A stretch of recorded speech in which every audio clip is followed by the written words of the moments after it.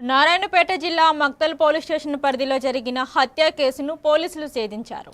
ఈ ఘటనపై DSP Lingaiah press మీట్లో వివరాలు వెల్లడించారు. రాజు అనే వ్యక్తి రోడ్డు ప్రమాదంలో చనిపోయినట్లు తొలుత అనుమానం కలిగిన దర్యాప్తులో ఇది పథకం ప్రకారం చేసిన హత్యగా తేలింది. సుమారు 40 లక్షల ఇన్సూరెన్స్ డబ్బుల కోసం నిందితులు కలిసి హత్య చేసి దాన్ని ప్రమాదంగా చిత్రీకరించినట్లు పోలీసులు గుర్తించారు. నిందితులను అరెస్టు చేసి కేసు నమోదు చేసినట్లు అధికారులు తెలిపారు.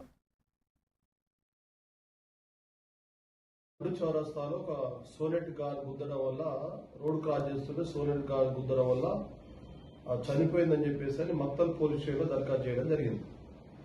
దానికి సంబంధించి మేము ఇన్వెస్టిగేషన్ చేస్తున్న క్రమంలో ఆ సోనెట్ కార్ డ్రైవర్ ఎవరైతే సోనెట్ కార్ ఓనర్ ఉన్నాడో భానుప్రకాష్ అతన్ని మా ఎస్ఐ ఈరోజు ఉదయం మక్తల్ ఎస్ఐ రాజు అతన్ని పట్టుకొని పోలీస్ స్టేషన్లో విచారించగా విస్తుపోయే విషయాలు తెలిసినాయి అనమాట.